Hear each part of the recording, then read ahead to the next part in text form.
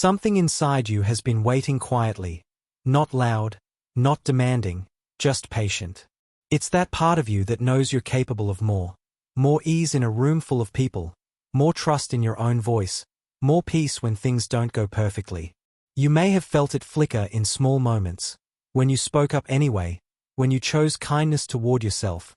When you kept going after a hard day. That flicker isn't random. It's real. And it's ready to become steady. This audiobook isn't about becoming someone new. It's about remembering who you already are underneath the doubt, the hesitation, the old stories. Together, chapter by chapter, we'll fan that quiet strength until it feels like home.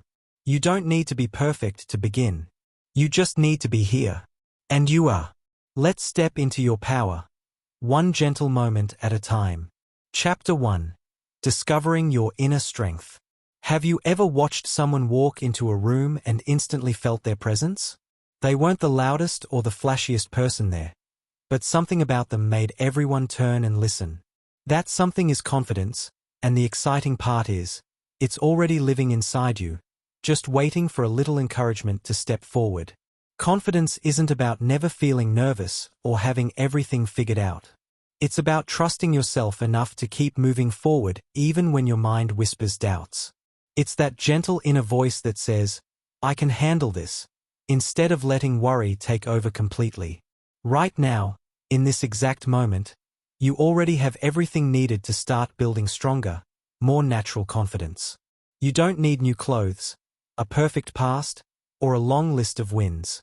You simply need to remind yourself that your thoughts matter. Your feelings are valid, and your presence brings something special to the world. Think back to a time, maybe a small moment, when you felt truly capable. Perhaps you calmed a friend who was upset, finished a project you thought was too hard, or even just got through a tough day with your head held high. Remember how your body felt in that instant. Shoulders relaxed, breathing steady, maybe even a quiet smile. That wasn't luck or magic. That was you connecting with your own inner strength. We all have moments like these, some big and some tiny. The trick is to start noticing them more often. When you pay attention to the times you showed up for yourself or others, you realize confidence isn't rare or reserved for special people. It's already part of your story. You've just been too busy to collect those little proofs along the way. Let's pause for a quick, easy practice. Take one slow breath in through your nose. Hold it gently, and let it out through your mouth. Do it once more. Now feel your feet touching the ground. Notice whatever is supporting your back or body. This is you, fully here, taking a moment just for growth. That's worth appreciating. Confidence begins the moment we stop waiting for someone else to say we are ready. You get to give yourself that permission. And giving yourself permission is one of the most powerful things you can do. A lot of us believe we need success first before we can feel confident. We think, I'll be confident after I get the promotion, lose the weight, make more friends, succeed at this goal. But the truth works in reverse. Confidence comes before the big wins. When you feel even a little more sure of yourself, action becomes lighter, risks feel smaller, and good things start flowing more easily. Picture confidence like fuel in a car. You don't need a full tank to start the engine. A little is enough to pull out of the driveway.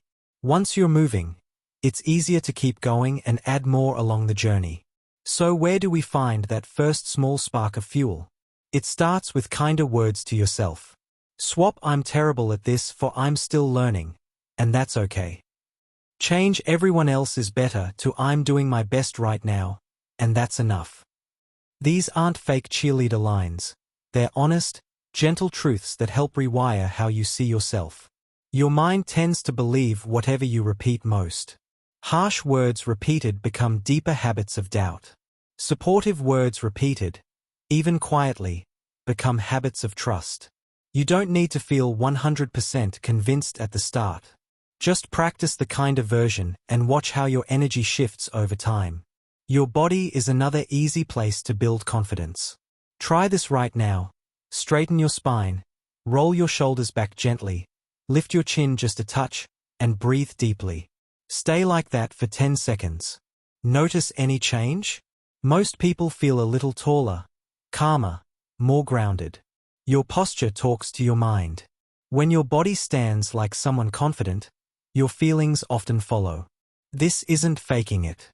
It's reminding your whole self of the strength you carry every day. People in powerful positions have used tall posture for centuries, not because they felt fearless every minute, but because it helped them step into their role. You can use the same simple tool whenever you need it. Now, let's be real about fear, because fear shows up for everyone. Confident people don't eliminate fear, they learn to walk alongside it. Fear often appears when something matters to you. Speaking up, trying a new thing, asking for what you want. The alarm goes off because your heart cares about the result. Instead of fighting the fear, try thanking it quietly. Thanks for caring so much. Then choose your next small step anyway. That choice is confidence in action. Small steps are your best friend here. You don't need to transform overnight. Speak once in a group this week instead of staying silent. Take a short walk instead of waiting for perfect motivation. Each tiny action deposits confidence into your inner bank account. And when you do those small things, celebrate them. Seriously, say to yourself, "Hey, I did that," or "Nice job showing up." These mini celebrations teach your brain to spot progress instead of only zooming in on what went wrong. Choose your people wisely too. Spend time with those who encourage you, who smile when you try something new, who remind you of your strengths. It's okay to create gentle distance from constant negativity. Their opinions don't have to shape your truth. Whatever happened in your past, mistakes, rejections, hard days, those were just earlier pages. This moment is a brand new page, and you hold the pen. Every single day gives you a fresh chance to choose belief in yourself. Let's close this chapter with a quiet promise you can make to yourself. Say it silently or out loud if it feels right. I give myself permission to grow.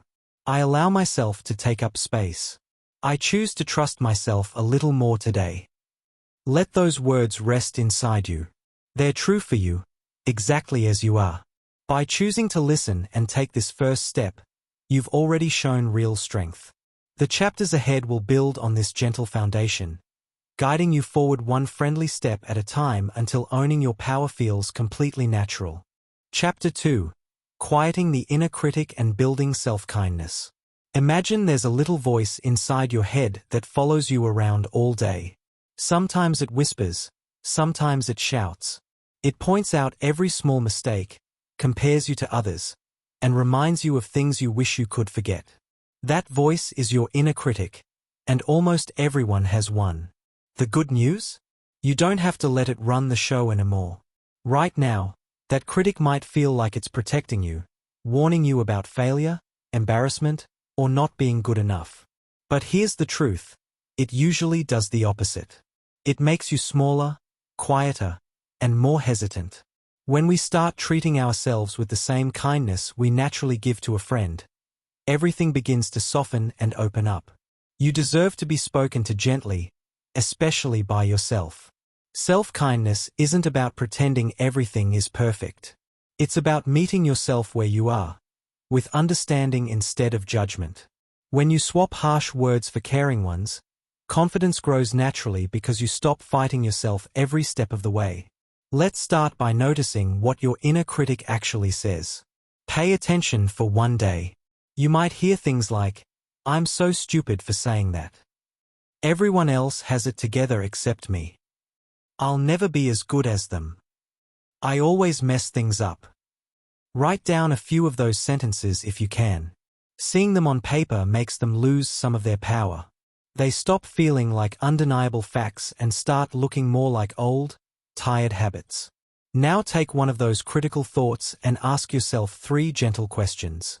Would I say this exact sentence to someone I care about? A friend? A younger sibling? Or even a child? Most people answer no. We are usually much softer with others than with ourselves. What would I say to that same person if they made the same mistake or felt the same doubt? The answer is often something encouraging, patient, and hopeful. Can I offer even a tiny piece of that same kindness to myself right now? You don't have to believe it completely yet. Just try saying the kinder version out loud or in your mind. For example, instead of "I'm so stupid," try "That was tough, but I'm learning." Instead of "I always mess up," try "This didn't go how I hoped, and it's okay to feel disappointed." At first it might feel strange or fake. That's normal. Your brain has been practicing the critical version for years. Kindness is a new language, and like any language, it gets easier with repetition. Here's a simple daily practice that helps a lot of people quiet the critic over time. Whenever you catch yourself being harsh, place one hand on your heart or on your arm, like a small, comforting touch. Then quietly say to yourself, "This is a moment of struggle. May I be kind to myself." That short sentence does three powerful things. It acknowledges the hard feeling without pushing it away. It reminds you that struggle is part of being human, not a sign that something's wrong with you. And it invites kindness in the exact moment you need it most. Another helpful trick is to give your inner critic a name or a character. Some people call it the grumpy old coach, the worry gremlin, or even Karen from accounting.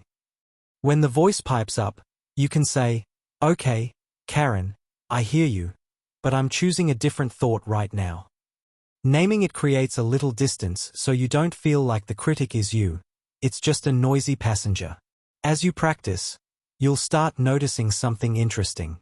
The critic doesn't disappear completely, it's been around a long time, but it gets quieter. It talks less often, and when it does speak, its words don't carry the same sting. You begin to feel like the one in charge again. Self-kindness also shows up in small, everyday choices. When you're tired, instead of pushing through with "I should be doing more," you can say, "I've done enough today." Rest is productive too. When you look in the mirror and the critic wants to list flaws, you can gently reply, "I'm grateful this body carries me through my days." These little shifts add up. They teach your nervous system that it's safe to relax around yourself. One of the biggest gifts of self-kindness is that it frees up energy. When you're no longer spending so much mental power arguing with yourself or beating yourself up, that energy can go toward things you actually care about: creating, connecting, trying new things, enjoying the moment. Confidence isn't about forcing yourself to feel fearless. It's about creating a safe inner home where fear and doubt don't get the final word. Let's try a quick exercise together. Think of one thing you've been criticizing yourself about lately. Maybe a conversation that felt awkward, a goal you haven't reached yet, or something from your appearance. Hold that thought gently. Now imagine a kind, wise friend sitting beside you, someone who really sees you and wants the best for you. What would they say to you about this situation? Listen for their words. They might be simple: "You're doing your best in a complicated world." "It's okay to be a work in progress." "You're allowed to grow at your own pace." Take those words in. Let them land softly. This is the voice you can choose to listen to more often. Over time, it becomes your default. Building self-kindness is like tending a garden. Some days you pull weeds, the critical thoughts. Some days you water and give sunshine, the kind words and gentle touch. You don't see huge flowers overnight, but slowly the whole space becomes greener, calmer, more alive. You are already worthy of your own kindness, exactly as you are, right now. Not after you fix everything. Not when you achieve the next goal. Right in this moment. The more you practice treating yourself that way, the more natural it feels to step forward with trust instead of tension. Keep collecting these small moments of gentleness toward yourself. They are the real building blocks of lasting confidence. You're doing beautifully just by showing up for this work. Chapter 3. The Power of Small Daily Wins. Confidence doesn't usually arrive in one dramatic moment. It grows quietly, one small choice at a time. Think of it like stacking stones to build a bridge. Each stone might not look like much on its own, but place enough of them carefully, and suddenly you can walk across with steady steps. Those stones are your daily wins, the tiny, doable actions that prove to yourself you can show up, follow through, and feel a little stronger. Big goals are exciting, but they can also feel far away and overwhelming. When the finish line seems too distant, it's easy to stall or give up. Small daily wins solve that problem. They keep you moving forward without needing perfect conditions or endless motivation. More importantly, every completed small win sends a message straight to your brain. I can do hard things. I keep my promises to myself. Start noticing how good it feels to finish even the simplest task you set for the day. Maybe it's making your bed first thing in the morning, drinking a full glass of water when you wake up, writing one thoughtful sentence in a journal, or sending that message you've been putting off. When you check it off, there's a quiet spark inside. That spark is confidence being built in real time. The beauty of small wins is that they compound. One tiny success makes the next one feel a little easier. After a week of small wins, you look back and see real progress, even if no one else notices yet. That private evidence becomes your strongest proof that change is happening. Let's make this practical. Pick one area of your life where you'd like to feel more confident. Maybe speaking up more, taking better care of your body, organizing your space, or showing up consistently for a hobby or goal. Now choose one micro-action you can do every single day for the next 7 days. Keep it so small that skipping it would feel silly. Here are a few examples people often find helpful. Say one positive thing about yourself out loud in the mirror each morning. Walk for 5 minutes, no more, no less. Put your phone away for the first 30 minutes after waking up. Write down 3 things you're grateful for before bed. Practice one deep breath when you feel stressed instead of reacting right away. The key rule is this: make it small enough that you can do it on your worst day. When the bar is low, you remove the biggest excuse. I don't have time, energy, motivation today. Consistency beats intensity every time when you're building new habits and self-trust. Track your wins in a simple way that feels good to you. Some people use a notebook and draw a little checkmark or star each day they complete their action. Others keep a note on their phone or add a sticker to a calendar. Seeing those marks pile up creates visible proof of your reliability. It's like giving your inner self a high five every evening. Celebrate each win, even if it feels small. You don't need a party, just a moment of acknowledgement. After you finish your daily action, pause and say something kind to yourself like, "Good job. I followed through today. That felt good. I'm proud of myself for this." These words matter more than you might think. Your brain pays close attention to praise, especially when it comes from you. Over time, it starts expecting more of those positive moments instead of bracing for criticism. What happens when you miss a day? Nothing bad. Missing one day doesn't erase progress. It just reminds you that you're human. The powerful move is to gently start again the next day without beating yourself up. Say, "Yesterday was tough, but today is a fresh start." That comeback is confidence in action. It shows you trust yourself to keep going, no matter what. Small wins also help you rewrite old stories about yourself. If you used to think, "I'm not disciplined," or "I always give up," a string of completed daily actions quietly proves the opposite. You become someone who shows up, someone who keeps promises to themselves. That shift in identity is one of the deepest sources of lasting confidence. Another wonderful side effect is momentum. When you finish your small daily win, you often feel a little burst of energy. That energy makes it easier to tackle other things, maybe a bigger task, a conversation you've been avoiding, or simply enjoying your day more fully. One small win can quietly open the door to several more. Let's try setting one up right now. Think for a moment. What is one tiny action you could do every day this week that would make you feel a bit prouder of yourself? Pick something that feels doable and meaningful to you. Decide when you'll do it and how you'll track it. Commit to it gently, no pressure, just curiosity about how it might feel after a few days. As you move through this chapter, remember this: every small win is you voting for the version of yourself you want to become. You're not waiting for confidence to magically appear. You're creating it, brick by brick, day by day. Keep going with those little actions. Watch how they start to feel less like effort and more like a natural part of who you are. You're already proving to yourself that you're capable, reliable, and growing. and that's the foundation everything else builds on. You've got this. One small win at a time. Chapter 4. Standing tall. Using body language to feel stronger. Your body is always speaking, even when your mouth stays quiet. The way you stand, sit, move your hands, or hold your head sends messages straight to your brain about how safe, capable, and confident you feel. The best part? You can use your body to change how you feel inside, often faster than changing your thoughts alone. This isn't about pretending or faking anything. It's about giving your nervous system the signals that say, I'm okay. I belong here. I've got this. When your body stands tall and open, your mind starts to believe it too. Researchers have found that even 2 minutes of strong, expansive posture can lower stress hormones and raise feelings of power. That small shift creates real inner strength you can carry into any moment. Let's start with the basics of what confident body language looks like. Picture someone who feels at ease in their own skin. Shoulders relaxed but gently rolled back, not hunched forward. Spine straight, like a string is lightly pulling the top of your head upward. Chest open instead of collapsed inward, chin level or slightly lifted, not jutting out aggressively, just naturally aligned.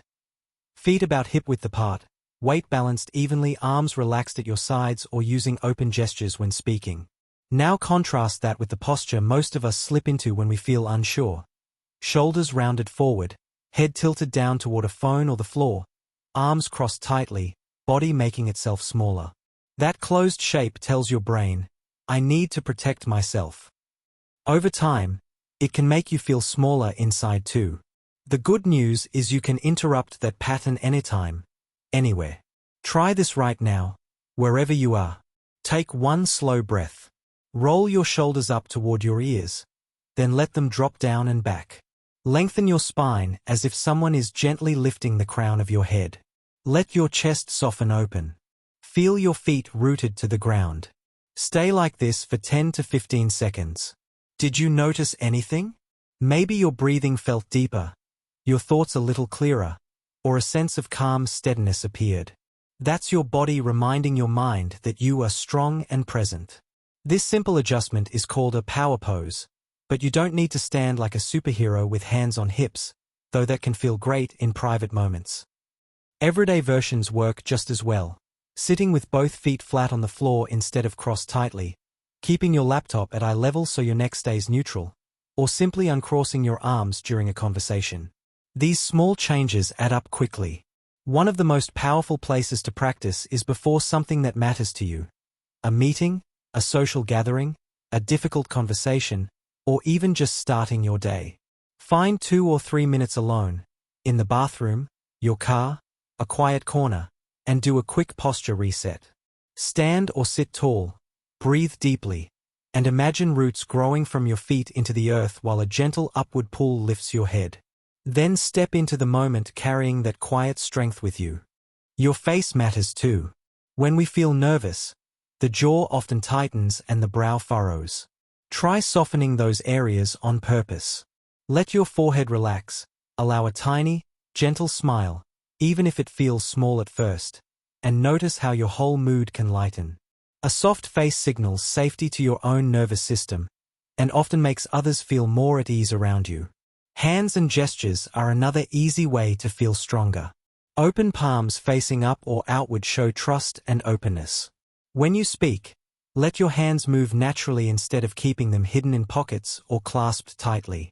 Those movements help release nervous energy and make your words feel more grounded. Walking is a daily chance to practice too. Instead of shuffling or rushing with your head down, try walking with purpose. Head up, shoulders back, steady pace. People who walk this way often report feeling more alert and capable within just a few steps. It's like telling the world, and yourself, I'm here, and I'm moving forward.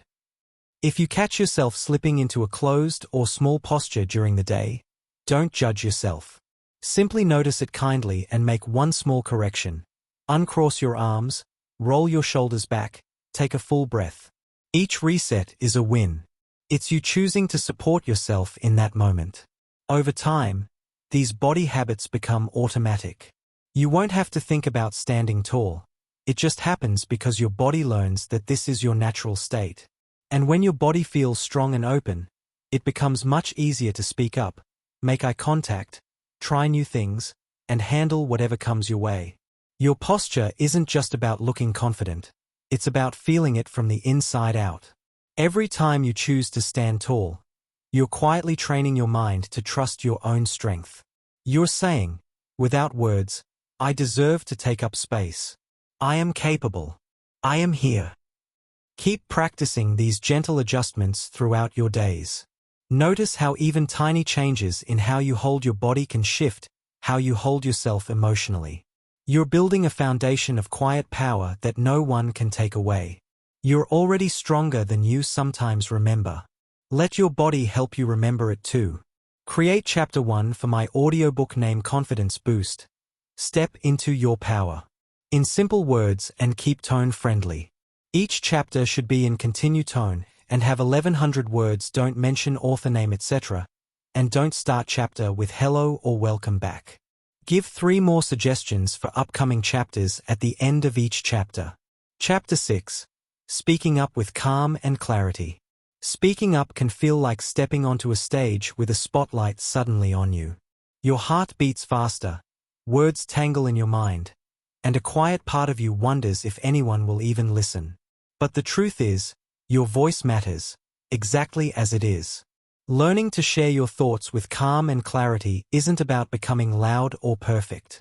It's about showing up honestly, breathing through the nerves, and letting your real message come through. The first gentle step is to remember that speaking up doesn't have to mean a big declaration. It can be as simple as adding 1 sentence in a conversation, asking a question in a meeting, or saying no when something doesn't feel right. Every time you do it, no matter how small, you strengthen the bridge between what you feel inside and what comes out. Nerves are normal. They show that what you're about to say holds value to you. Instead of trying to push the nerves away, try welcoming them quietly. Take 1 slow breath before you speak. Feel the air move in and out. This tiny pause gives your body a signal that you're safe, and it often makes your voice steadier. A helpful way to find calm is to prepare your core message in advance. You don't need a script, just 3 short points. What I want to say, why it matters, to me or to the situation, what I hope happens next. For example, if you want to share an idea at work, I've been thinking about how we handle customer feedback. I believe a quick follow-up system could make people feel more heard. I'd love to hear what you all think. Maybe we could try it for a week. When your mind knows the main point, the words flow more easily. You don't have to sound polished. You just have to sound like you. Clarity comes from keeping things simple. Use short sentences. Say what you mean without extra layers. If you catch yourself rambling or over-explaining, pause, breathe, and return to your main idea. People appreciate directness far more than perfection. A clear I feel, or I think, statement often lands stronger than a long, hesitant explanation. Eye contact helps too, but keep it natural. Look at one person for a few seconds, then shift to another. It shows you're present and connected. If looking directly feels too intense, aim for the space between someone's eyes or their forehead. It feels the same to them but gives you a little breathing room. Your voice itself carries confidence when you support it. Speak from your diaphragm, not just your throat. Place 1 hand on your belly and feel it gently expand as you inhale. When you exhale and speak, the sound comes out fuller and more grounded. Practice this alone first. Read a sentence from a book or repeat your main point a few times.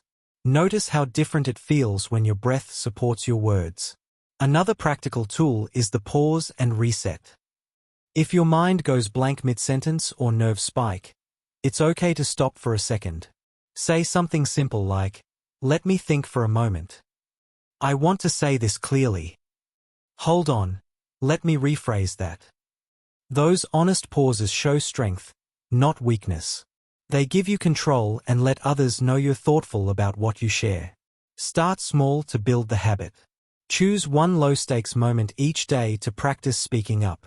Order your coffee exactly the way you like it, Even if it means correcting the barista kindly, share one opinion during a casual chat with friends, text or call someone to express appreciation or ask for something small. Each time you do it, notice how the world doesn't collapse. Most people respond positively or neutrally, and you walk away feeling a quiet sense of "I did that." Those moments stack up until speaking your truth feels less like a risk and more like a natural part of who you are. What if someone disagrees or interrupts? That's okay too. You don't have to win every conversation. You can calmly restate your point or say, "I hear you, and I still feel this way." Staying calm even when things get bumpy shows real inner power. It teaches others, and yourself, that your voice deserves space. Over time, as you practice calm and clarity, something beautiful happens. People start listening more closely because they sense your steadiness. You start trusting that your thoughts are worth hearing. And the fear that used to tighten your chest loosens its grip, replaced by a quiet certainty that you can handle whatever comes next. Your voice is unique to you. No one else can say what you have to say in exactly the way you say it. By choosing to share it with calm and clarity, you honor yourself and invite others to do the same. You're not asking for permission anymore. You're simply stepping into the space that's always been yours. Keep practicing these gentle tools. One clear sentence at a time. You're building the confidence to speak from your heart without apology. Chapter 7. Building resilience through setbacks and bouncing back. Setbacks happen to everyone. A plan falls apart, someone says no, a day feels heavier than expected, or you try something new and it doesn't go the way you pictured. In those moments, it's easy to think the setback means you're not cut out for this, that confidence was just an illusion. But the opposite is true. The way you respond to those hard moments is one of the clearest ways confidence actually grows. Resilience isn't about never falling. It's about learning, gently and steadily, how to stand back up, dust yourself off, and keep walking with a little more wisdom each time. Every time you bounce back, you prove to yourself that you're tougher and more adaptable than the doubt tries to convince you. The first gentle shift is to change how you talk to yourself right after something goes wrong. Instead of "I failed again" or "I'm such a mess," try something softer and more honest. "That didn't turn out how I hoped. This feels disappointing right now. I'm hurting, and that's okay." Naming the feeling without adding extra judgment gives your emotions space to breathe. When you stop piling on shame, you free up energy to think clearly about what to do next. Next, give yourself a short pause period. After a setback, take a few minutes, or even a full day if you need it, to feel what you feel. Cry if tears come. Walk outside. Write down the swirling thoughts. Journal a quick list. What happened? How do I feel? What part stings the most? This isn't wallowing, it's processing. When you let the emotion move through you instead of pushing it down, it loses its grip faster. Once you've given yourself that space, ask one kind, curious question: what can I learn from this? Not "what's wrong with me?" but "what small thing can I take away that helps me next time?" Maybe you realize you needed more preparation, or clearer communication, or simply that you were trying something brave and the outcome wasn't fully in your control. That one insight turns a painful moment into useful information. Look for evidence of past resilience too. Think back to a time you thought you wouldn't recover, maybe a rejection, a mistake at work, a friendship that ended, a goal that slipped away. You got through it. You're here now, still growing. Remind yourself, "I've survived every hard day so far. I can handle this one too." Collecting those memories builds an inner safety net for tough moments. Small actions help you bounce back faster. After a setback, choose one tiny, doable step forward the same day or the next morning. It could be sending one kind message to yourself: "You tried, and that matters." Doing your usual small daily win from earlier chapters. Talking to a trusted friend about what happened. Planning one adjustment for next time. That single forward movement breaks the freeze of discouragement.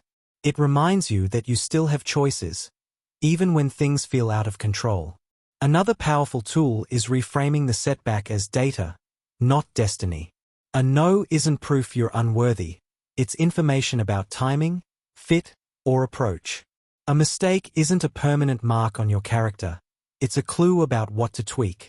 When you see setbacks as temporary feedback instead of final verdicts, they stop carrying so much weight. Be patient with the timeline too. Bouncing back doesn't always look like instant positivity. Some days you feel strong again quickly. Other days the heaviness lingers longer. Both are normal. On the slower days, simply say to yourself, I'm healing at my own pace, and that's enough. Giving yourself grace during the recovery is part of resilience. Surround the tough moments with kindness wherever you can. Treat yourself the way you'd treat a dear friend who just went through the same thing. Would you tell them they're a failure? Probably not. You'd listen, offer comfort, remind them of their strengths, and encourage one small step forward. Offer yourself the same steady support. Over time, as you practice these gentle responses, pausing, learning, taking one small action, reframing, you start to trust that setbacks won't break you. They might slow you, sting, or redirect you, but they don't define you. Each recovery adds another layer of quiet certainty. I can fall and rise again. I'm built for this. Resilience turns confidence from something fragile into something rooted. You no longer need perfect conditions to feel strong. You know you can weather storms and come out steadier. That deep trust in your own ability to recover is one of the most powerful forms of inner power. Keep meeting every setback with these small, caring steps. You're not just surviving them, you're using them to become someone who moves through life with deeper calm and courage. You've already proven you can bounce back before. Now you're simply getting better at remembering it. Chapter 8. Surrounding yourself with supportive energy. The people around you shape how you see yourself more than most of us realize. Their words, their reactions, the way they show up, or don't, quietly influence your mood, your courage, and even how willing you feel to take risks. When you're surrounded by supportive energy, confidence flows more easily. You feel seen, encouraged, and safe to grow. When the energy feels heavy, critical, or draining, it's like trying to run uphill with weights on your ankles. You don't need to cut everyone out or move to a new city to feel this shift. Small, thoughtful choices about who you spend time with and how you protect your own energy can make a big difference. Supportive people aren't perfect, they're just kind in the ways that matter most.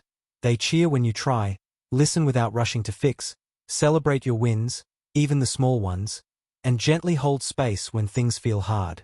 Start by noticing the energy different people leave you with. After you spend time with someone, ask yourself quietly, do I feel lighter, more hopeful, or more like myself? Or do I feel smaller, drained, second-guessing everything I said? No judgment, just honest observation. Over a week or two, patterns usually appear. Some relationships lift you up naturally. Others pull you down, even if the person doesn't mean to. It's okay to adjust how much space you give each person. You don't have to announce big changes. You can simply spend more time with the ones who feel nourishing and a little less with the ones who leave you tired. Small shifts like texting a supportive friend more often, joining a group where people share similar goals, or even listening to uplifting podcasts when you're alone can start filling your world with steadier, kinder energy.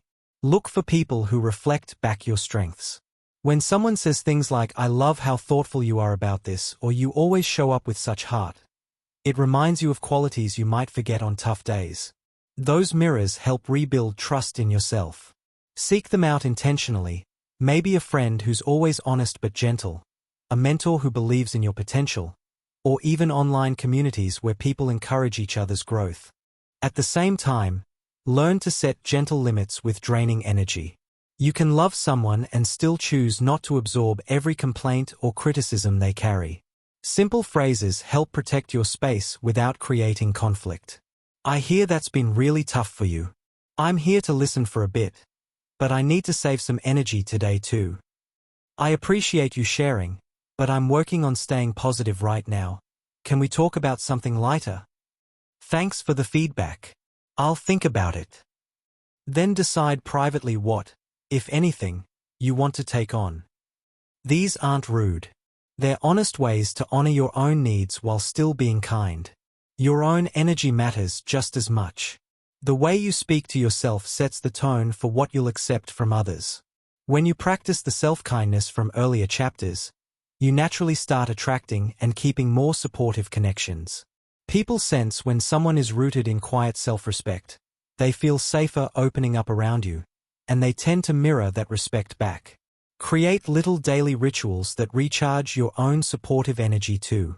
A short walk in fresh air, 5 minutes of quiet breathing, writing down one thing you're proud of, or playing music that lifts your spirit. These acts remind you that you can be your own source of encouragement.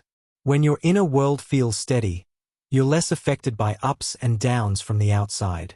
If you're in a season where supportive people feel hard to find, start small. Reach out to one person you already like and trust, even if it's just a quick "Hey, thinking of you, how's your week going?" Most people are happy to reconnect when the first message is warm and easy. You can also explore new spaces, a local class, an online group about something you enjoy, or volunteering for a cause that matters to you. Shared interests often lead to shared kindness. Surrounding yourself with supportive energy isn't selfish. It's necessary fuel for growth. When you protect and nurture that energy, you give yourself permission to dream bigger, try more, and recover faster from setbacks. You start showing up as the version of yourself that feels most true, because you're no longer spending so much strength defending against negativity. You deserve relationships and environments that help you rise, not ones that quietly hold you back. Choose them thoughtfully, protect them gently, and watch how naturally your confidence expands in that warmer light. Keep tuning in to what feels uplifting and life-giving. You're worth the effort it takes to create a circle that reflects your own growing strength. Chapter 9. Setting healthy boundaries with kindness and strength. Boundaries are like invisible fences that protect your energy, time, and peace. They aren't walls to keep people out. They're clear lines that say, "This is what I need to feel safe, respected, and able to give my best." When you set them with kindness and strength, you honor yourself without pushing others away. You show that you value your own well-being as much as you value the relationship. Many of us hesitate to set boundaries because we worry it will make us seem selfish, rude, or hard to love. But the opposite usually happens. Clear boundaries create healthier, more honest connections. People know where they stand, and they often respect you more for being real about your needs. Think of boundaries as a quiet way of saying yes to yourself.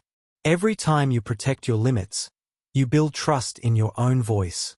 That trust spills over into every part of life. Conversations feel easier, decisions feel clearer, and confidence grows because you know you can stand up for what matters to you. Start by noticing where boundaries might be needed. Ask yourself these gentle questions over the next few days. Where do I feel drained, resentful, or stretched too thin after spending time with certain people or activities? What requests or expectations leave me saying yes when my body is quietly saying no? In what moments do I feel my peace slipping away because I didn't speak up for my needs? Common places boundaries show up include how much time and emotional energy you give to others, your availability, texts, calls, favors, your personal space and privacy. What topics or behaviors you're willing to accept in conversations, your work-life balance or downtime. Once you spot an area that needs a boundary, practice stating it simply, kindly, and firmly. You don't need long explanations or apologies. Here are a few calm, clear examples people find helpful. I care about you, and right now I need some quiet time to recharge. I'll reach out tomorrow. I'm not available this weekend, but I'd love to catch up next week if that works. I'm happy to help with this, but I can only do it on Thursday after 6 p.m. I feel uncomfortable when that topic comes up. Can we talk about something else? Thank you for thinking of me, but I'm going to pass on this one. Notice the pattern. Start with appreciation or kindness if it feels natural. State your need clearly, and end on a positive or neutral note. You're not attacking anyone, you're simply sharing what works for you. At first, saying these words might feel awkward or scary. Your heart might race, and a voice might whisper that you're being too much. That's normal. It's your system getting used to a new habit. Each time you follow through, the discomfort gets smaller, and the sense of relief and strength gets bigger. If someone pushes back, tests the boundary, or reacts with guilt or anger, stay steady. You can repeat your statement calmly. I hear that this is disappointing, and I still need to hold this limit for myself. You don't have to argue, convince, or over-explain. A kind, consistent no, or not right now, teaches others how to treat you, and teaches you that your needs are worth defending. Boundaries also include saying yes to what fills you up. Protect time for rest, hobbies, movement, or quiet reflection the same way you protect it for others. Block off an evening just for you, turn off notifications during certain hours, or politely decline invitations that don't feel right. These acts of self-care are boundaries too. They say my energy matters. Over time, as you practice setting boundaries with kindness and strength, something wonderful happens. Relationships that are healthy tend to deepen because they are built on honesty. Ones that can't respect your limits often naturally fade, creating more space for connections that feel mutual and uplifting. You stop feeling like you're always giving pieces of yourself away. Instead, you give from a fuller, more grounded place. You are allowed to take up space with your needs.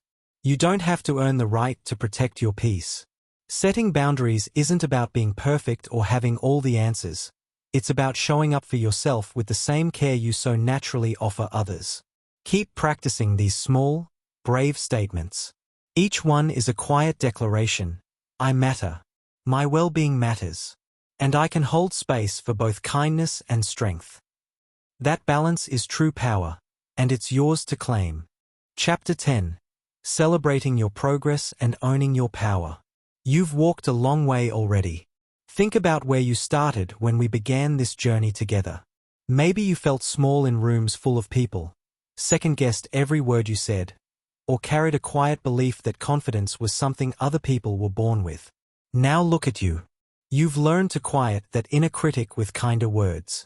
You've stacked small daily wins until they started feeling like proof instead of exceptions. You've stood taller, spoken clearer, set boundaries that protect your peace, and bounced back from hard moments with more grace each time. That isn't luck. That is you choosing yourself, over and over again. This chapter is about pausing to really see what you've built. Celebrating progress isn't just a nice extra, it's essential fuel. When you take time to honor how far you've come, your mind and heart start to trust the changes. The doubts lose volume because the evidence of your growth is louder. Owning your power becomes less about hoping you have it and more about knowing it's already yours. Start with something simple. Look back through the small moments you've collected. Remember the first time you straightened your posture in a tough conversation and felt your voice steady? Or when you said no to something that drained you and felt the relief wash over you? Maybe you spoke up in a meeting, sent that message you'd been avoiding, or simply got through a rough day without tearing yourself down. Each of those was a victory. None of them needed to be huge to count. Together, they've rewritten the story you tell about yourself. One powerful way to celebrate is to create a progress jar or a simple list. Grab a notebook, your phone notes, or even a small jar. Every few days, or whenever you notice a win, write it down. I chose rest instead of pushing through exhaustion. I asked for what I needed without apologizing 10 times. I walked tall into that room and made eye contact. I bounced back after that rejection faster than I expected. When doubt creeps in, because it still will sometimes, open that jar or list. Read a few entries. Let the facts sink in. Your own words become the strongest reminder that you're moving forward. This isn't bragging, it's honest acknowledgement. You're giving credit where it's long overdue, to yourself. Celebration can also look like small rewards that feel meaningful to you. After a week of consistent small wins, treat yourself to something that lights you up. A favorite coffee, a quiet walk somewhere beautiful, new music for your playlist, or an hour with a book you've wanted to read. The reward doesn't have to match the effort in size. It just has to say, I see you. I'm proud of you. Your nervous system learns that growth feels good, not punishing. That association makes it easier to keep going. Another beautiful way to mark progress is through reflection rituals. At the end of each month, sit quietly for 10 or 15 minutes. Ask yourself these gentle questions. What felt different this month compared to before? Where did I show up for myself in ways I didn't used to? What am I most grateful for in my own growth right now? Write freely, or speak the answers out loud if that feels right. You might notice patterns. Maybe your inner voice is softer now, or you recover from setbacks quicker, or you take up more space without shrinking afterward. Those shifts are real. Naming them makes them permanent parts of your story. Owning your power means stepping fully into the truth that you are capable, worthy, and allowed to shine. It's not about becoming someone new. It's about dropping the layers that covered who you've always been underneath. You no longer wait for permission to feel confident. You claim it because you've earned it through action, kindness to yourself, and steady choices. Part of owning that power is speaking it quietly to yourself every day. Try a simple morning or evening affirmation. Not flashy, just true. I am growing stronger every day. My voice matters, and I use it with calm and clarity. I deserve to take up space and be treated with respect. I trust myself to handle whatever comes. Say these words even when part of you doesn't fully believe them yet. Repetition turns them from nice ideas into quiet beliefs. Over time, they become the background music of your inner world. You also own your power by sharing your light with others, not to prove anything, but because it feels natural. When you notice someone else struggling with the same doubts you once carried, offer them the kindness you've learned to give yourself. A simple "you've got this" or "I see how hard you're trying, and it matters" can plant seeds for them the way others' encouragement helped you. Your growth becomes a quiet gift to the people around you. There will still be days when old patterns try to return, when the critic gets loud, when a setback stings, when you feel small again. On those days, don't fight yourself. Return to what you know works. One deep breath, one small win, one kind word, one boundary if needed. You've built tools now. Use them. Each time you do, you reinforce that you're not starting from zero anymore. You're continuing from strength. Celebrating progress also means forgiving the parts of you that needed time to catch up. The younger version of yourself who stayed quiet to stay safe, who pushed too hard to prove worth, who believed confidence was for other people. That version was doing the best she could with what she knew then. Thank her. She carried you here. Now you get to carry her forward with more gentleness and trust. As you move through life owning your power, notice how the world responds differently. Doors open more easily, not because everything is perfect, but because you walk toward them with steady shoulders and clear eyes. People sense your quiet certainty. Opportunities appear because you're no longer hiding from them. Relationships deepen because you show up as someone who knows her worth. Chapter 11. Carrying confidence into everyday moments. Confidence isn't something you save for big occasions. The speeches, the interviews, the first dates, or the moments when everyone's watching. Real, lasting confidence lives in the quiet, ordinary parts of your day. It's in how you greet the morning, how you move through a crowded store, how you respond to a small frustration, or how you end your evening. When you carry it into these everyday moments, it stops feeling like a performance and starts feeling like breathing, natural, steady, and yours. You've already built the foundation. You know how to quiet the critic, stack small wins, stand tall, speak clearly, bounce back, protect your energy, and celebrate your steps forward. Now the gentle invitation is to weave all of that into the fabric of your regular life. Not perfectly, not every second, but more often than not, until it becomes the easiest way you show up. Start with the first moments of your day. The way you wake up sets the tone. Instead of reaching for your phone right away, take 10 seconds to stretch, place a hand on your heart, and say something simple and true. Today is mine to live. Or I'm here, and I'm ready for whatever comes. That tiny ritual reminds your whole self that you're in charge, Not the notifications, not the to-do list, not the old doubts. Then move through your morning routine with the same quiet ownership. Make your coffee or tea like it matters. Dress in a way that feels good to you. Walk to the mirror and meet your own eyes with a small nod of recognition. These aren't grand gestures. They're daily deposits of self-respect. Carry that same energy into the in-between spaces. The commute, the grocery line, the quick chat with a neighbor. Hold your posture open. Breathe fully. Let your face soften into a gentle expression. Smile at the cashier not because you have to, but because it feels good to connect for a second. When someone cuts you off in traffic or bumps into you without apologizing, notice the irritation rise. Take one slow breath, and choose your response instead of reacting on autopilot.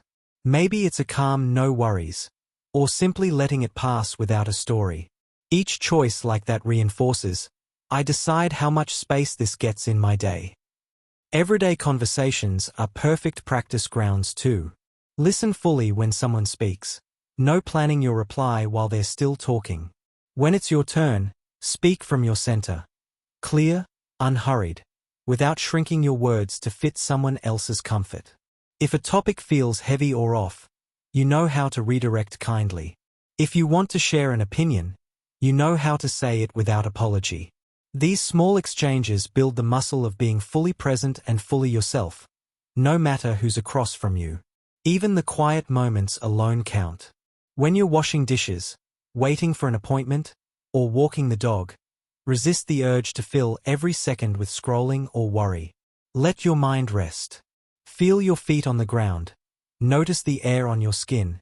Appreciate the simple fact that you're here moving through life. In those pauses, confidence whispers, you don't have to earn this moment. You already belong in it. Handle the little frustrations the same way you've learned to handle bigger setbacks. Spilled coffee? A delayed bus? A task that takes longer than expected? Pause. Breathe. Say to yourself, this is annoying, and it's temporary. Then take one small action forward. Clean it up. Find another way. Adjust the plan. You're not proving anything to anyone. You're simply treating yourself with the steadiness you deserve. At the end of the day, close it with intention. Before bed, think of one ordinary moment where you carried yourself well. Maybe you stayed calm during a tense call, chose kindness when you felt rushed, or simply got through the hours without abandoning yourself. Whisper good job or thank you to the part of you that showed up. Let that acknowledgement settle like a warm blanket over the day. It teaches your system that everyday effort is worthy of recognition.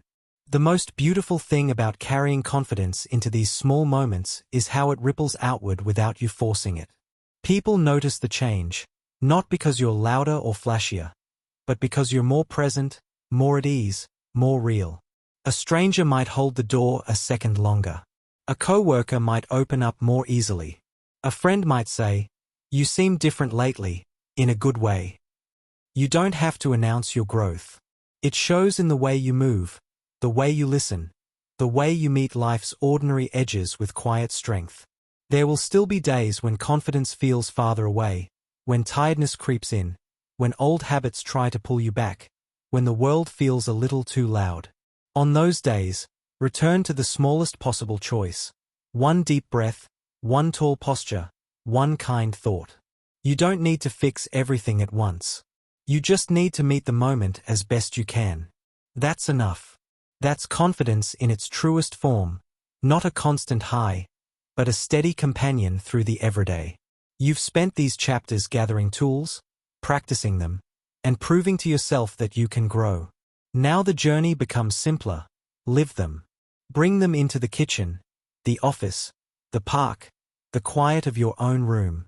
Let confidence be the background rhythm of your days, the gentle pulse that says, I'm here. I'm capable. I'm allowed to enjoy this life. You don't have to wait for a perfect stage to step into your power. The stage is already everywhere, in the way you brush your teeth, answer a text, hold a door, or simply decide to rest when your body asks for it. Own those moments. They're yours.